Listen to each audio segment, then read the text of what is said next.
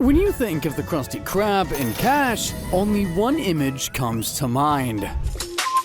Hey, that's pretty catchy. Yep, that is a money-making machine. But what do you guys make of this? Only $10,000. I'll just subtract it from today's profit. That's not so bad.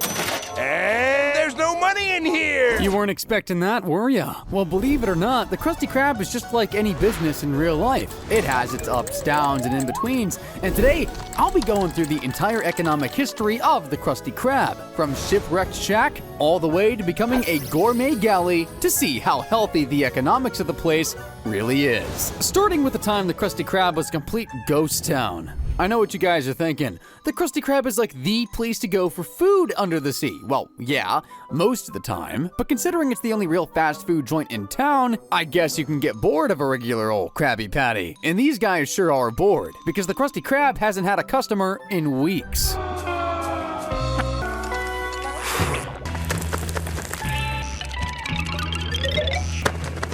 It gets worse for the Krusty crew though, because a literal starving fish shows up and turns down one of their perfect patties. Krabby Patties, huh? Finest under the sea. Yeah, sure, but where's the pizzazz? Look at this place. I mean, what is the theme here? Underwater?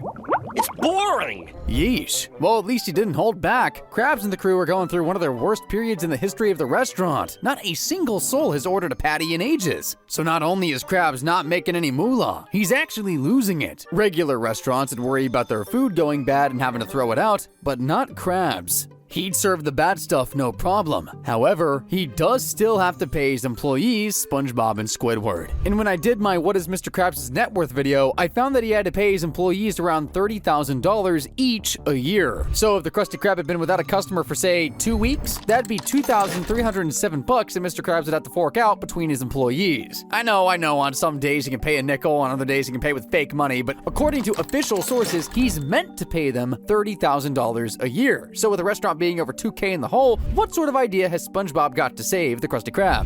Krabby Patties, available in 6 designer colors. Come on, Krabs, he's trying to save your backside while most likely not being paid, and you're laughing at him? I happen to think those patties are pretty cool, but Mr. K and Squidward see things a little differently. Give me an orange patty with extra purple. What's next? Sequin milkshake? Bowtie French fries? So... Haven't these patties got the pizzazz that the customer was talking about? You guys are just bullies. SpongeBob ends up leaving the Krusty Krab to show Krabs and Squidward his patties can work, and boy, he's not wrong. Throng behind me is screaming for Bikini Bottom culinary sensation. Let's take a listen.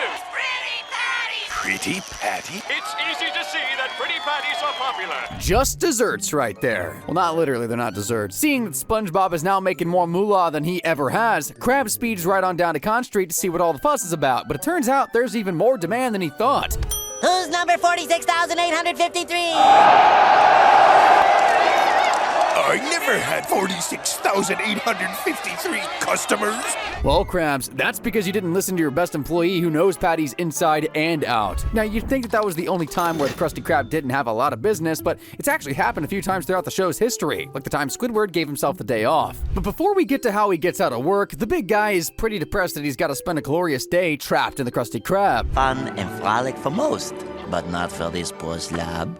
Oh, what a beautiful day. And here I am, trapped in a prison of high cholesterol. It's a shame Squidward isn't running the place, because he let the Krusty crew go early considering it's Sunday. Well, I have a feeling he's about to get a promotion.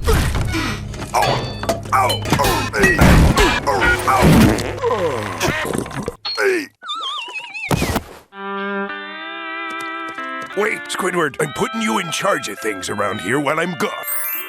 With Mr. Krabs on his way to the hospital, Squid's the man of the restaurant, and his protocol is to give SpongeBob his pink slip? Bathroom cleaning duty? Nope. It's part of the promotion I mentioned earlier. You'll be wearing 2 hats now. You're gonna take the orders, then you're gonna make them. If SpongeBob's working both the grill and cash register, that can only mean one thing. Squidward is having a day off, or going to run some errands. No worries, just relaxation. I'm the boss, I deserve this. Some pretty important errands you're doing there, Squiddy. But even when he's at home and trying to relax, he can't quite switch off. His anxiety skyrockets about the Krusty Krab and SpongeBob burning it down. So he rushes to the restaurant in a blind panic.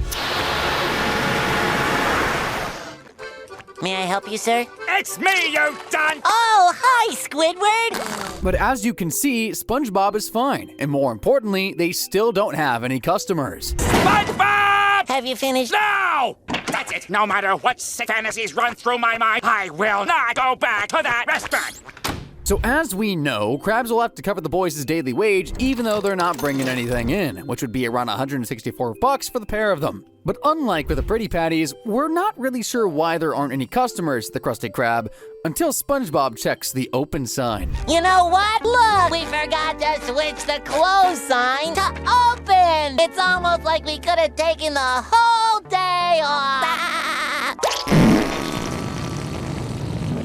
The story is Squiddy's life, huh? These 2 times have been some of the few instances where the Krusty Krab is empty, because usually there's a pretty healthy number of customers dining in on the gallery grub. So let's try and capture what the Krusty Krab would look like on a regular day as we move to the Krusty Krab being our run-of-the-mill grill. And into the episode Just One Bite, where we see a whole host of customers chowing down on the patties and other fried goods.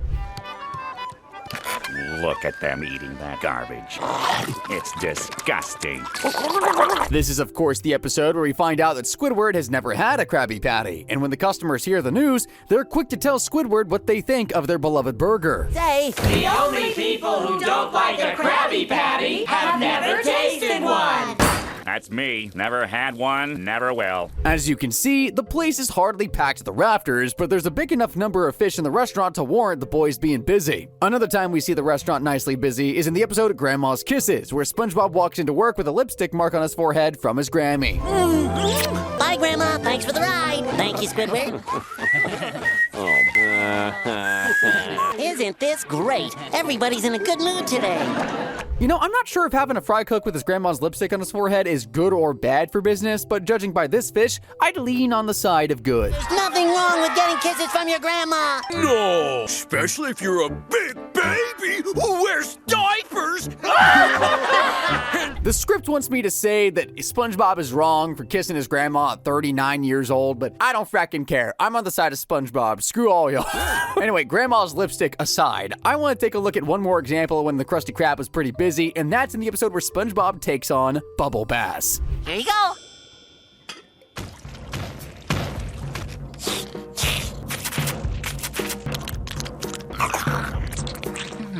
Well, Bubble Bass, what do you think? This is pretty good. Only one thing. You forgot the pickle! And after SpongeBob has his meltdown over not putting pickles on Bubble Bass's order, when he comes back to work, he brings tons of customers with him.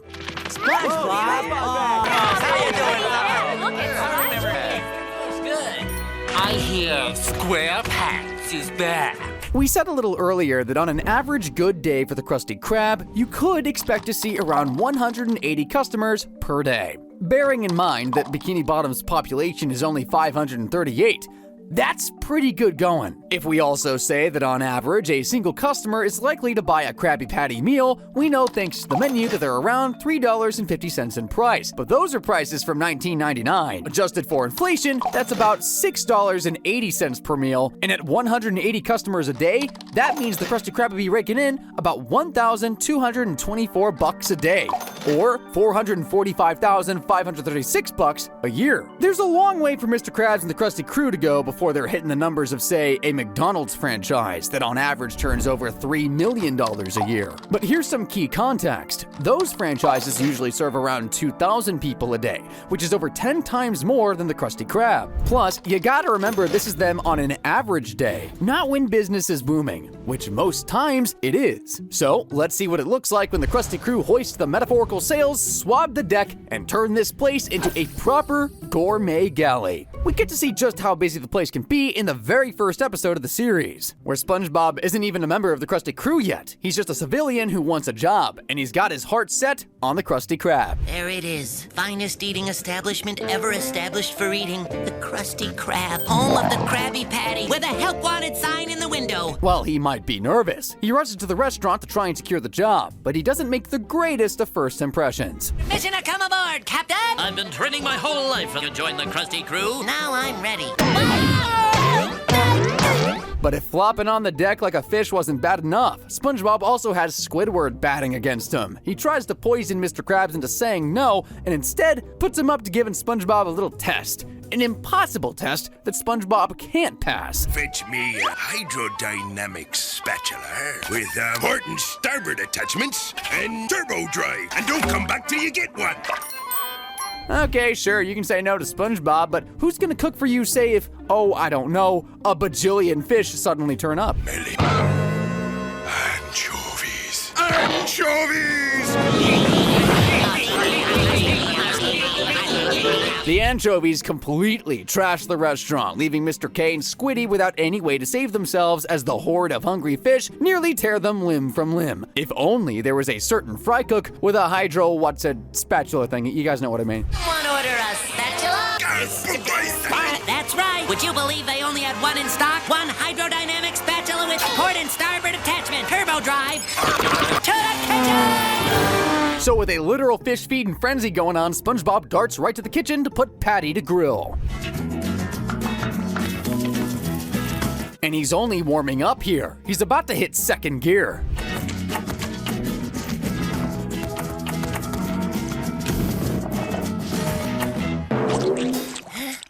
And it took Luffy like, what, 1,000 episodes for him to hit second gear?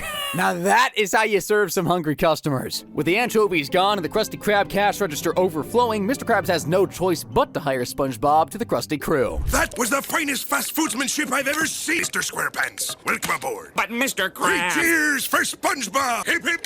All right. It might be hard to tell by the naked eye, but according to official sources, SpongeBob fed 4,113 anchovies on his debut for the Krusty Krab. At about $6.80 a fish, that comes out to $27,968 worth of business brought in thanks to SpongeBob's fine fast food manship. To put that in context, In-N-Out franchises usually do somewhere in the ballpark of $14,000 a day. So the Krusty Krab has managed to nearly double that in one afternoon, especially as it was basically a one-man band feeding an army. As impressive as this is though, the Krusty Krab has certainly managed to be busier, like the time SpongeBob introduced a slathering of jellyfish jelly to the Krusty menu. Hey, all you people, won't you listen to me? I just had a sandwich, an ordinary sandwich filled with jellyfish jelly.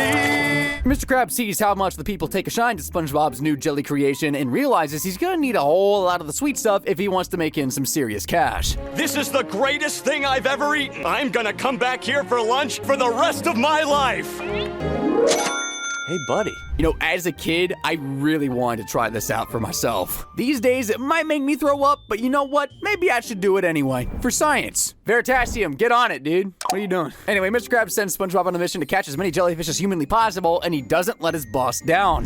More jellies, Mr. Krabs. Oh, that'll never do. More! More, SpongeBob! But no matter how many jellies SpongeBob grabs, Krabs wants more. More! More! More! More! More!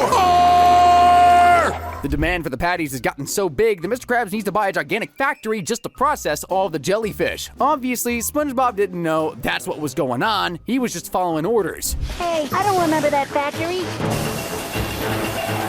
Huh? So, if Mr. Krabs of all people are forking out on a whole processing plant, business must be doing good. It's hard to pin down exactly how good though, but we're gonna give it a go anyway. Seeing as jellyfish are supposed to be bees, and for every jar of honey you'd need 1,152 bees to make it, let's just say that scales over to jellies for the sake of argument. We know thanks to SpongeBob's wrangling that Mr. Krabs' plant has 4 million jellies, which means he can make 3,472 jars of jelly. If we then said that for every jar, you can make 10 jellyfish patties, that means Mr. Krabs will be selling over 34,720 patties in the space of a few days. But as there are still jellyfish to be processed, let's just say he sells half that number. So that's 17,360. And if we want to be fair, let's say Krabs doesn't raise the price and we use the $6.80 figure from earlier. That would mean that in less than a week, the Krusty Krab will have brought in a jelly-rific $118,048, which is mind-blowing. It's nearly 100,000 more than, say, Five Guys, whose franchises usually pull in around 28,000 a week, and their prices are insane. No wonder Eugene wanted to ramp up the business, even if it was a little unethical. Speaking of which, with the help of a rare blue jelly effectively called no name, SpongeBob confronts his money-mad boss. You tricked me, Mr. Krab. This isn't right. I wouldn't have collected all those jellyfish had I known that this was their fate. Jellyfish need wide open space and fresh air. We might as well finish the story while we're here. Krabs isn't gonna give up without a fight, but SpongeBob doesn't need to fight him. He just needs him to say the word open, which is surprisingly easy. The door is voice activated and will only open if I say open.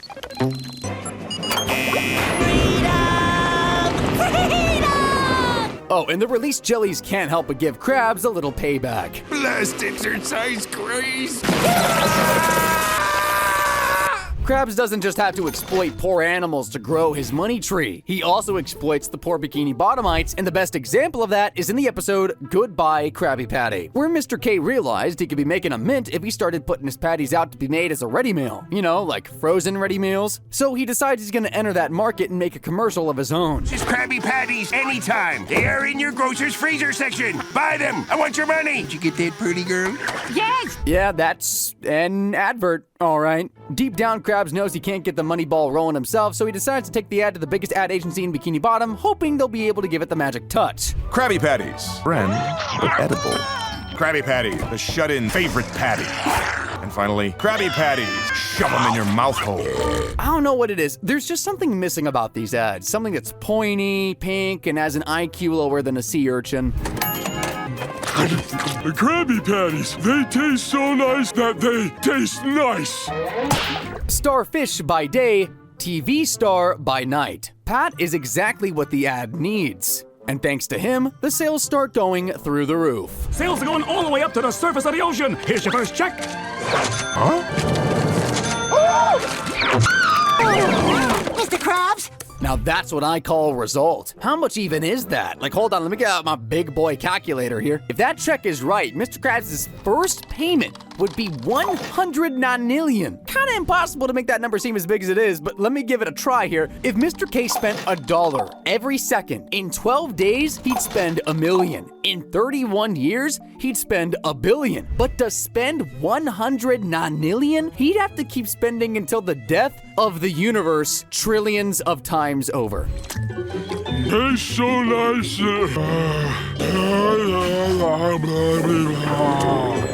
Pat's not exactly thrilled, though. Sure, he can eat his weight in patties, but the money-mad businessmen have started cutting corners on the quality of the patties, and it's starting to affect Pat and anyone else who's eating them. Looks like you've been hitting the patties pretty hard there. Speak for yourself. So SpongeBob realizes he's gonna have to get Pat back on his side in order to expose the truth about the patties. So he does what he knows best and whips up a real patty to show his friend what the old Krusty Krab taste is like. What in another one of those things? Now that's a real Krabby Patty. You'll never guess what the secret ingredient for those disgusting patties is. Sand. So SpongeBob tells Pat to go to his big 400th advert party and tell all the bigwigs the news. Let's just say it don't go down too well. And in shocking news today, it has been revealed that frozen Krabby Patties are made with sand. So with his frozen food empire burnt to the ground, Krabs decides to get back to the basics and reopens the Krusty Krab with one idea in mind: serving real food. SpongeBob, did you do all this? Absolutely. Patrick, help.